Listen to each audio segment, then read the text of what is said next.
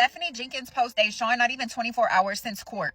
I thought part of the order was that all parties involved were not supposed to post Deshawn, nor his girlfriend. But she clearly made a video doing what she wanted to do. I guarantee this is their way out. The GFM was bullshit, and within 2 weeks, Deshawn is going to be with his mom full time because they cannot follow court order. It's like they feel like they're above the law or something. And the entitlement that she feels in the video saying that she's not going to work a job just to pay for daycare is absolutely wild to me, because in most states, if you don't make a certain amount of money, you could get childcare. If she really wanted to better all their lives, she would do just that. She would get a job, try to get childcare assistance, still post on social media, and make a good amount of money every month to be able to better their lives. That is just pure laziness. Okay, I'll buckle up because this one is heavy. Less than 24 hours, literally not even a full day after Drew walked out of court, Stephanie picked up her phone and posted Deshawn on social media. Full video, like nothing just happened. And if you've been following this case, you already know how insane that is. Because the judge made it very clear. No one, not Stephanie, not Drew, not even Desiree, was allowed to speak about the case online. No one was supposed to post Deshawn, not mentions, not footage, no nothing. But Stephanie, she acted like the courtroom didn't exist. And that's where this story starts falling apart in the worst way. A pattern of defiance. Why? Because this wasn't Stephanie's first time breaking the rules. This is actually kind of her thing at this point. Last time the judge gave her a court order, she completely ignored it like it was just a casual suggestion. She got back online, posted Deshawn like he was her content prop, dragged Desiree in her live streams and kept playing that role of struggling mom who was just misunderstood. It was giving performative struggle, not legal compliance. And when people online tried to hold her accountable, she brushed it off like crumbs on her shirt. Her excuse? You didn't tell me not to. Girl, seriously? Like a grown woman who's literally been in front of a judge needs her boyfriend to explain the law to her? That kind of excuse doesn't just scream irresponsibility. It whispers manipulation. She knew better and she chose not to care. Meanwhile, Desiree was done playing. Her attorney pulled out all the receipts, the screenshots, clips, timestamps, everything. Clear proof that Stephanie was doing the most online when she would have been staying quiet. And the judge? Oh, she was fed up. She didn't sugarcoat a thing. She told Stephanie and Drew that if they violated court orders one more time, just once, Deshawn would be gone. Full custody to Desiree, no more court debates, no more he said, she said, it would be done. Permanent. No undoing it. This wasn't just a slap on the wrist. This was the final warning, and they both knew it. Drew was right there in court. He sat through the hearing. He had every single word the judge said. And not only that, he was handed the ruling in black and white. So when Stephanie went online and posted Deshawn like nothing happened, this wasn't some slip-up or misunderstanding. This was a deliberate slap in the face to the court. And the timing? That's what makes this even more twisted. She didn't wait days or weeks. She did it immediately. Like the moment Drew walked out of court, she said, let's break that rule now. If she really wanted to keep Deshawn, wouldn't she be trying everything to look like a responsible adult? Wouldn't she be on her best behavior to prove she's fit to raise a child? But no, she jumped online and did the exact opposite. That kind of recklessness doesn't scream, I care about this child. It screams sabotage. And Drew? Not a word. No follow-up, no correction, no effort to stop her. He just sat back and let it happen. And that silence is loud. It's saying more than he ever has out loud. It's saying he doesn't care either way. It's saying he's done pretending too. If I can develop with each kid. The literal judge said you cannot post him anymore yesterday. They told you that yesterday. It's been 1 day and you could not listen for 1 day. Stop posting him. As well as he's been working gig work for quite some time now, and it's been an adjustment for the kids. They're not used to him being gone so often. But Stephanie says Drew's never even home, right? He's not home overnights anymore, and he's not home during the day because he's doing gig work. So why do you have his son? the son that his mother wants custody of. Because it sounds to me like if his dad's never home, then his mom should have him. Right? That's how it normally works. Why do you, the girlfriend, think that you have rights over a child that is not yours? And she very well may be our last baby. Honestly, I'm really ready to have my body back. But more, Stephanie bought herself something new. Instead of taking her kids somewhere, like, I don't know, urban air, like you promised them, but you don't have the money for that, but you could spend money on a ring light? And let's not forget, Drew never really wanted Deshawn in the first place. That's not even a secret. He's openly said that the only reason he even started fighting for custody was because Stephanie pushed him too. This was never about Drew stepping up as a father. It was always about pleasing Stephanie. But now that Stephanie herself is out here breaking court orders with no shame, it's starting to look like both of them are just done pretending. They are not fighting to keep Deshawn. They're fighting to lose him, quietly and deliberately. And why would they do that? Let's break it down. If Deshawn stays with them, the judge has already ruled that Desiree, his biological mother, has the right to come pick him up, drop him off, and be more present in his life. That means more FaceTime with Desiree, more awkward handoffs, more showing up, and well, we know Stephanie wants none of that. She doesn't want Desiree anywhere near her space, near her content, or near her control. Losing Deshawn means cutting Desiree out, and for Stephanie, that might actually be the goal. Are we understanding that Drew seems to be giving up on fighting for his son Deshawn?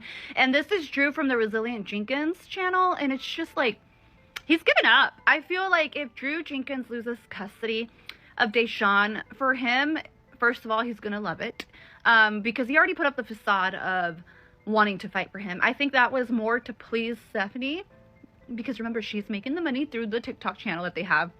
But this was more to please Stephanie Jenkins, or sorry, Stephanie Thompson, one of that. I don't know. I call her Stephanie Jenkins because that's what she coined herself. I really don't care. But let's get back to the fact that Drew Jenkins really wants to lose custody of his son. He's not really putting him like much of a fight. He's not listening to the judge. He's just kind of like meh.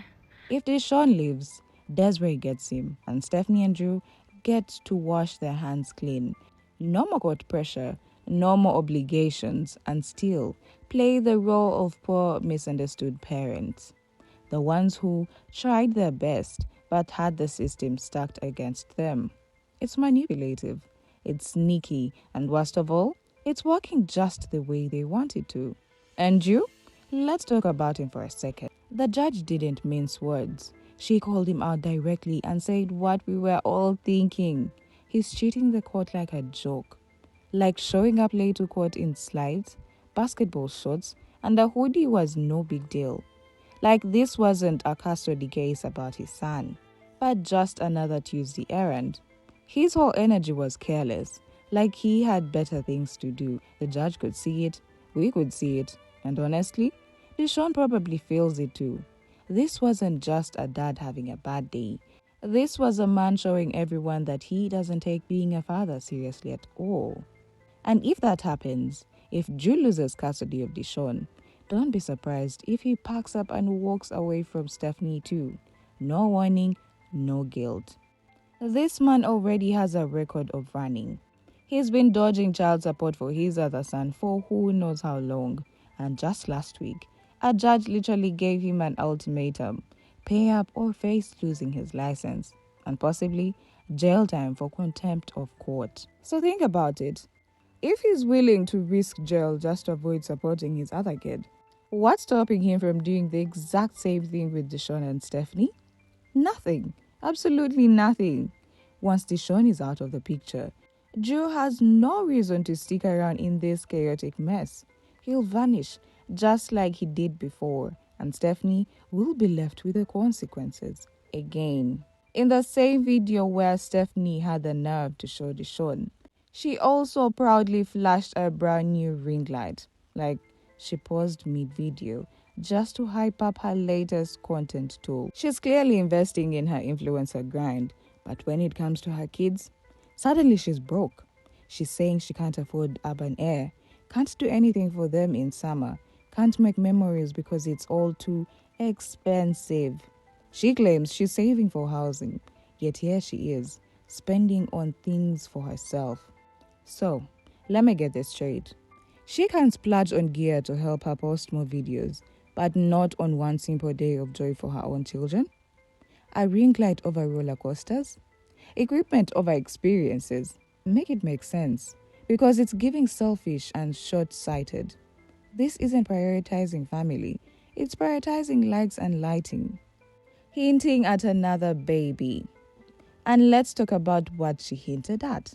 Having more kids. She didn't say it directly, but she casually referred to her youngest, Momo, as maybe their last born.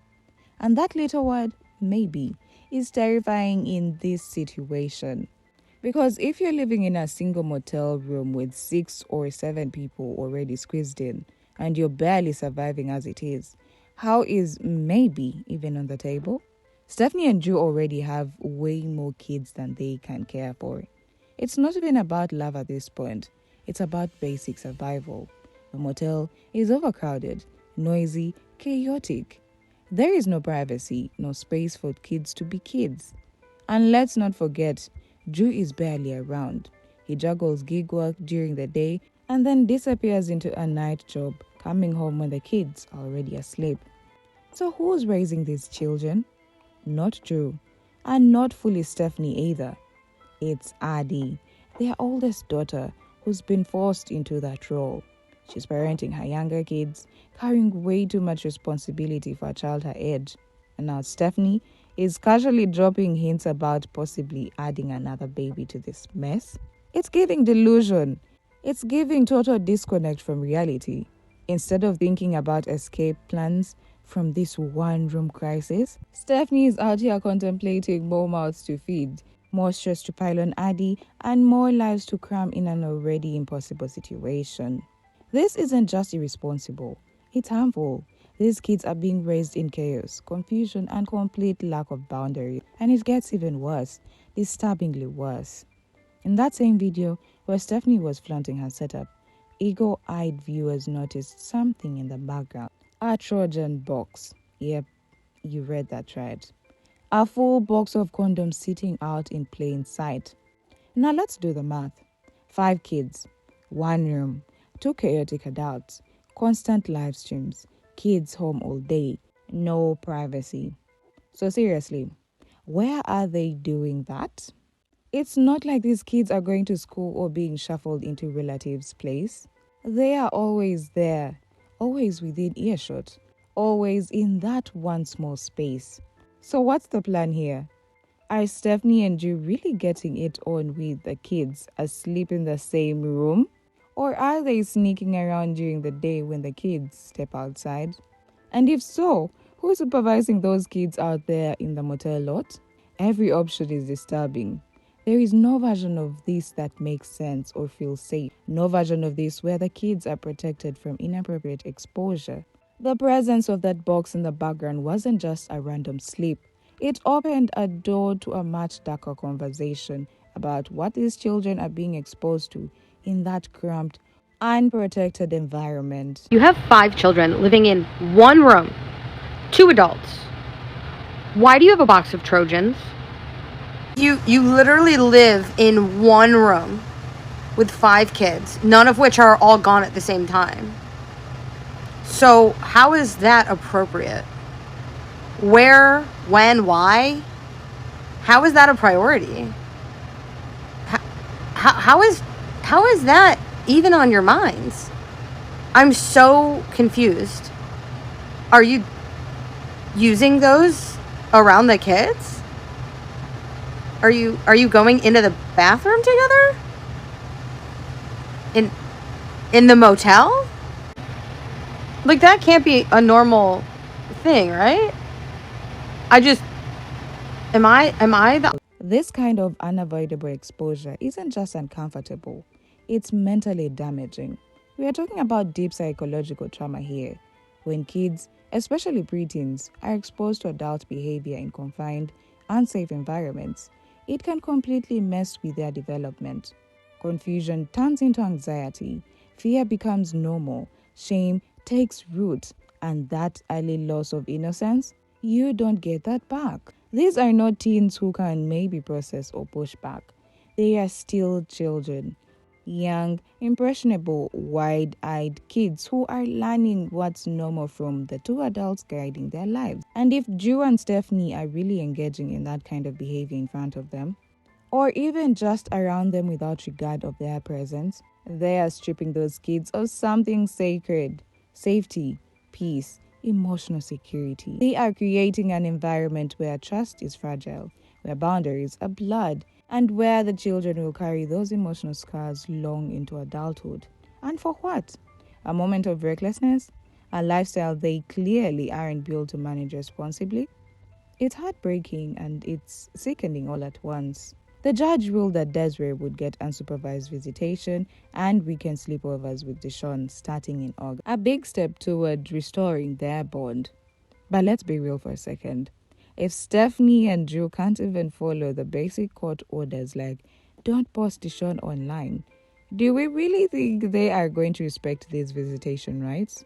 They've already shown us who they are, and every move they've made points to the same thing. They are not preparing to co-parent or comply. They are setting the stage to lose custody entirely. It's like they want the court to step in and take Deshawn off their hands, so they don't have to be the ones to say it out loud.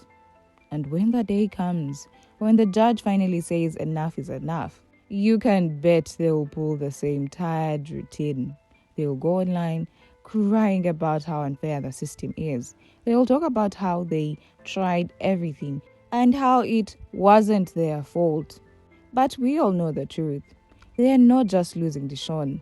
They are handing him over on a silver platter and begging us to feel sorry for them afterward.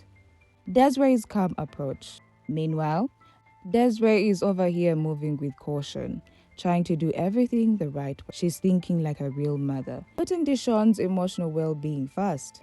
She made it clear she didn't want to just yank him away from everything he's used because she knows how that kind of sudden change can shake a child to the core.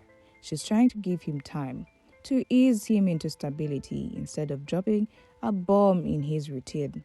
But Drew and Stephanie, they are out here showing the exact opposite kind of energy. They are tossing Deshawn around like he's some kind of object, like a suitcase being passed from one hand to another. No care, no pause, no second thought about how it might affect him emotionally. They are too wrapped up in breaking rules, chasing clout, and playing victim to even stop and think about how this mess is playing out for the one person who matters the most, the child caught in the middle. The hypocrisy is loud.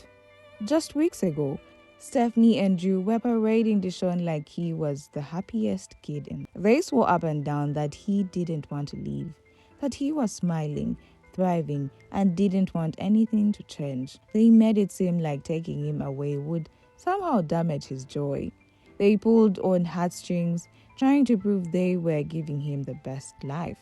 But fast forward to now, and everything they're doing is pushing him away. They are breaking court orders, making reckless decisions, and treating Deshawn more like a pawn than a child. It's like they flipped the switch the minute the spotlight dimmed. Now, they're doing the very things that are guaranteed to remove him from their custody. And the worst part? It's not even surprising, because Stephanie, she says whatever sounds good in the moment. She'll preach about love and stability, then turn around and post a video that undermines all of it. Her words and her actions never line up.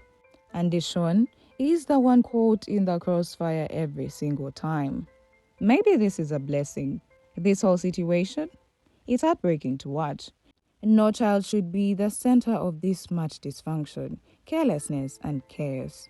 But sometimes the ugliest endings lead to the most beautiful things. And honestly, if Stephanie and Drew keep acting like this, breaking rules, ignoring court orders, showing zero emotional responsibility, then maybe, just maybe, Deshawn's escape is already in motion. Because getting out of that motel, out of that unstable environment, and into the arms of people who actually prioritize his well-being could be the best thing that ever happens to him. He deserves calm. He deserves love. He deserves a village that actually shows up and protects him. So if Stephanie and Drew are out here sabotaging themselves and making all the wrong moves, maybe that's a silent gift in disguise. Maybe losing him is the one thing they'll finally get right, because it might just give Deshawn the life he's always deserved. So now I want to hear from you. What do you all think? After everything we've laid out, after all these court violations, reckless choices, and emotional damage, are these kids really safe with Stephanie and Drew? Or have we all just watched two adults actively destroy a child's stability while pretending to fight for him? Let's talk about it in the comments. I want your thoughts, your reactions, your truth. And if you want to stay in the loop as this story unfolds, because trust me, it's not over yet, go ahead and like this video, hit that subscribe button, and keep your eyes peeled for what's next.